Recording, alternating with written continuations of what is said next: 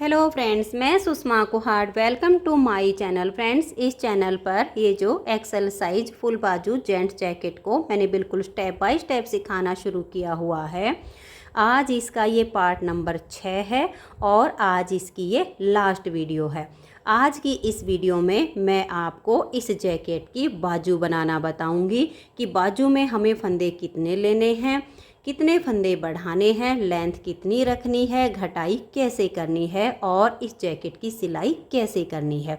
तो चलिए फ्रेंड्स, आज की वीडियो शुरू करते हैं। तो ये देखिए फ्रेंड्स, दोनों बाजू इसकी मैंने कंप्लीट कर ली हैं। इसकी बाजू में मैंने यहाँ पर लिए हैं 46 यानी 46 फंदे, क्योंकि ये जो हमारा डिज़ाइन है, इस डिज़ाइन को बनाने के लिए हमें 4 के मल्टीपल प्लस 2 फंदे एक्स्ट्रा लेने होते हैं। तो 11 गुना 4 करते हैं तो 44 यानी 44 और उसमें 2 फंदे एक्स्ट्रा। तो फिर उसमें हमारा ये डिज़ाइन इस तरह से एडजस्ट हो गया है। डिज़ाइन इसका मैं पहले ही आपको बनाना बता चुकी हूँ। पार्ट 1 में भी इसका डिज़ाइन बताया है, पार्ट 2 में भी बताया है। तो डिज़ाइन तो आप अगर बिल्कुल पहली बार ये वाली वीडियो देख रहे हैं तो चैनल पर जाइए और बाकी के 5 पार्ट आप देखिए। पार्ट 1 में आपको ये डिज़ाइन सीखने को मिलेगा। और फिर इसकी जो हमने लेंथ बनाई है, ये देखिएगा, ये मैंने बॉर्डर की लेंथ 3 इंच तैयार की है। पूरी 3 इंच हमारी लेंथ बनती है, ये देख लीजिएगा। 3 इंच बॉर्डर बनाने के बाद फिर इसमें हमने यहाँ पर 5 फंदे बढ़ाए हैं। 46 फंदे हमने यहाँ डाले थे बॉर्डर में, 5 फंदे हमने बढ़ाए। एक फंदा हम यहाँ कोने पर बढ़ाएंगे, फिर इसमें 5-6 फंदे बुनने के बाद एक फंदा यहाँ बढ़ा देंगे। एक फंदा ठीक बीच में बढ़ाएंगे, फिर यहाँ एक इधर के कोने पे बढ़ेगा और एक 5-6 फंदे से पहले एक फंदा यहाँ बढ़ेगा।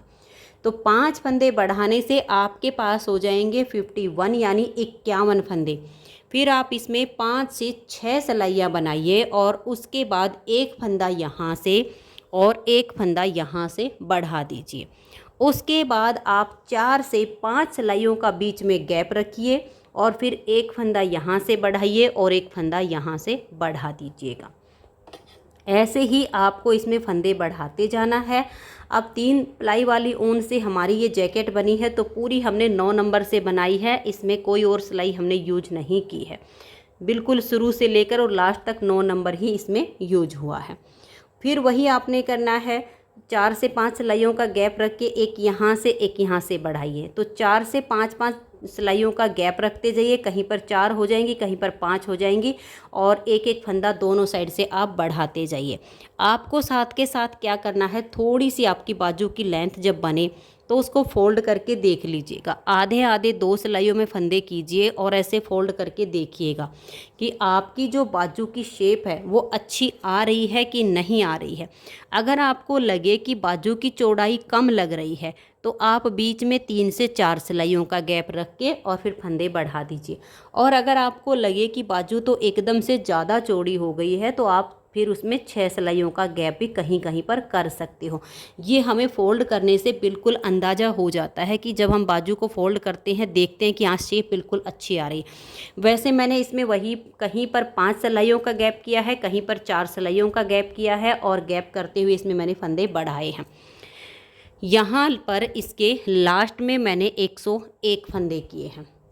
46 स्टार्टिंग में डाले, 5 यहाँ पर बढ़ा दिए, उसके बाद एक एक दोनों तरफ से बढ़ाते हुए यहाँ पर 101 यानी 101 फंदे हमारे यहाँ पर हो गए हैं।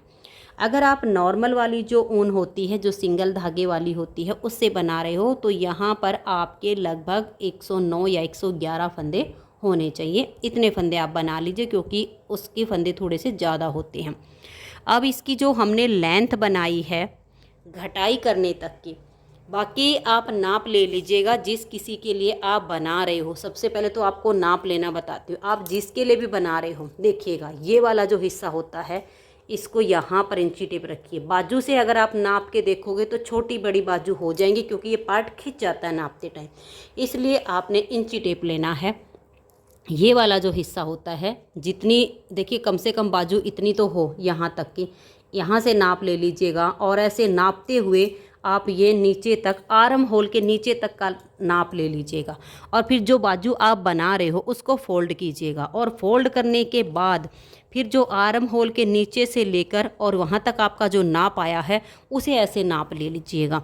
तो फिर आपको बाजू जो बना रहे हो जिस किसी के लिए, वो छोटी बड़ी नहीं होगी, क्योंकि वैसे तो लगभग इक्वल होती हैं, लेकिन फिर भी किसी के लिए छोटी बड़ी हो तो आप नाप ऐसे ले सकते हो। इसका जो नाप है वो देखिए मैं आपको दिखाती हूँ।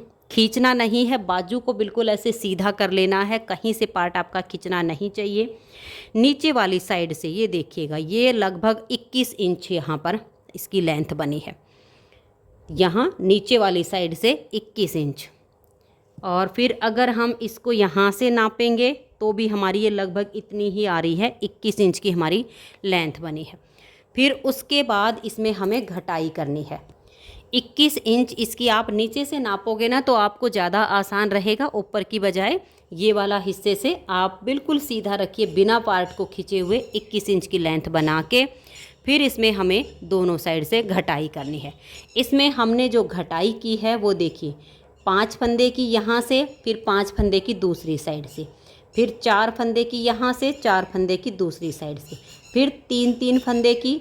उसके बाद हमने 2-2 फंदे की घटाई की है 7 बार। तो ध्यान से देख लीजिए, 5 फंदे की घटाई कीजिए, 4 फंदे की घटाई कीजिए, फिर 3 फंदे की कीजिए। उसके बाद 7 बार 2-2 फंदे की घटाई कीजिए दोनों साइड से। फिर एक बार एक फंदा यहाँ से और एक फंदा यहाँ से। उसके बाद आपके जितने भी फंदे बचेंगे, लगभग 47 फंदे बचे हैं इस मेरे 101 में से, उन फंदों को आप बाइंड ऑफ कर दीजिए और बिल्कुल लूज हाथ से इन फंदों को बंद कीजिए। अगर आपने ये टाइट हाथ से फंदे बंद किए तो ये किनारी आपकी बिल्कुल टाइट हो जाएगी। जब बाजू सिलेगी तो कंधे पर ये एक तो फिट नहीं आएगी और दूसरी चुभेगी, इसलिए आप इसको बिल्कुल लूज बंद कर दीजिए। अब टोटल जो इसकी लेंथ बनी है बाजू की, वो मैं आपको नाप के दिखाती हूँ, ऊपर तक हमारी कितनी लेंथ हुई है बाजू की। 21 इंच पे हमने इसकी घटाई की है और जो हमारी टोटल लेंथ बनी है वो देखिएगा, ये हमारी लगभग 24 इंच बनी है। लगभग 24 इंच हमारी इसकी टोटल लेंथ बनी है। तो ये तो हो गई हमारी बाजू तैयार। आप इस तरीके से बाजू इसकी बनाइएगा। अब इसमें हमने डिजाइन नहीं डाला है, सीधी उल्टी सिलाइयों से बनाया है, तो डिजाइन का तो कोई इसमें झंझट ही नहीं है, आराम से बनेगी। अब हम इसकी सिलाई करेंगे। तो सिलाई देखिए, एक बाजू की मैंने यहाँ पर कंप्लीट की हुई है और इसकी साइड भी मैंने सील दी है। साइड की सिलाई कैसे की है, बाजू की सिलाई कैसे की है, ये मैं आपको करके दिखाती हूँ और आर्म होल में अटैच करके दिखाती हूँ। तो ये देखिए, जिस धागे से हमने फंदे डाले थे वो मेरे पास बचा हुआ था, तो यही मैंने सुई में डाल लिया है। तो बाजू को हम ऐसे उल्टा करेंगे और सबसे पहले हम ये दोनों किनारे इसकी अटैच करेंगे। तो इस तरह से लीजिएगा और इसको यहाँ अटैच कर दीजिएगा। दोबारा से फिर से आप यहीं से सुई निकालिएगा। अब देखिए, ये ऐसे करना है, ये 2 बार निकालने के बाद ऐसे कर लीजिएगा। यहाँ फिर इसका जो जोड़ है वो ऐसा मिलेगा। अब इस साइड से निकाल दीजिए, तो फिनिशिंग भी बहुत अच्छी आएगी और ये खुलेगा भी नहीं। तो ये हमारा यहाँ पर अटैच हो गया है। अब हम इसकी सिलाई करना शुरू करेंगे। तो ऐसे पकड़िए और बिल्कुल जैसे हमारा एज स्टिच होता है, एक एक फंदा उसी में हमारी सिलाई होगी। ज़्यादा मोटी सिलाई हमें नहीं करनी है।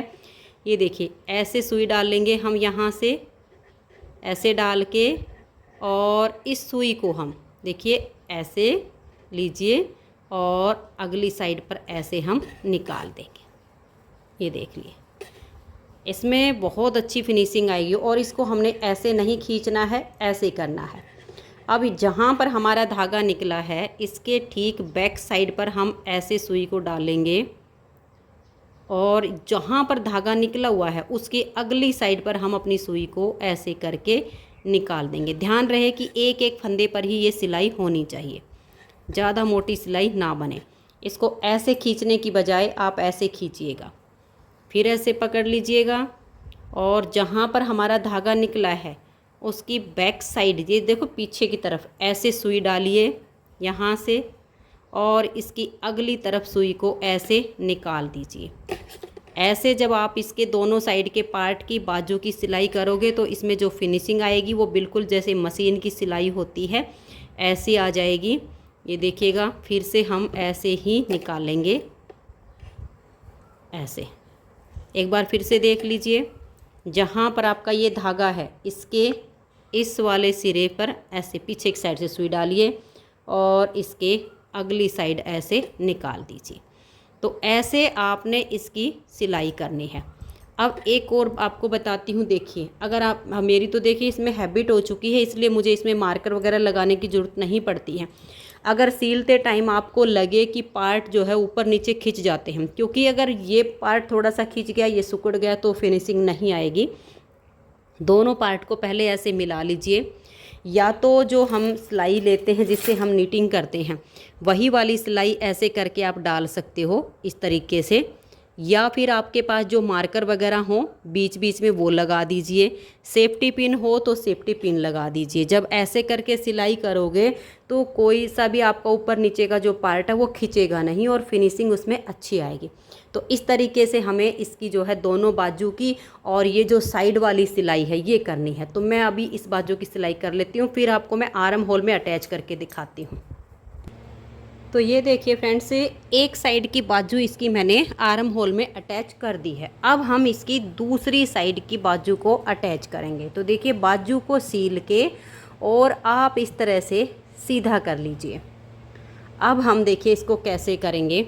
आर्म होल में ऐसे लेंगे, ये हमारी जैकेट का सीधा हिस्सा है और ये हमारी बाजू का सीधा हिस्सा। तो सीधे से सीधा मिलाएंगे और यहाँ पर देखिए सीलते हुए मैंने धागा छोड़ा हुआ है। सबसे पहले तो इस धागे के साथ जो सीलने वाला धागा है इस बाजू का, तो सिलाई से सिलाई अटैच हो जाएगी। इन दोनों की आप यहाँ पर नोट लगा दीजिए, क्योंकि अगर बाजू थोड़ी सी भी ऊपर नीचे सिल जाती है तो फिर पहनते टाइम वो आर्म होल में नीचे से घूम जाती है, जिससे उसकी जो फिटिंग है वो बिल्कुल अच्छी नहीं आती है। तो सबसे पहले तो हमने ऐसे नोट लगा दी है ताकि ये बिल्कुल सिलाई से सिलाई अटैच हो जाए। उसके बाद हम इस बाजू को इसमें ऐसे ले लेंगे। यहाँ पर आपने जो है इस तरह से इसको ले लेना है। ये देखिएगा, इसको हम आर्म होल में पहले फिट करेंगे ताकि हमारी जो इसकी सिलाई करते टाइम हमें ये देखना ही ना पड़े कि कैसे अटैच होगा। एक बार पहले ही इसको सेट कर लीजिए, ऐसे मिलाइए बिल्कुल।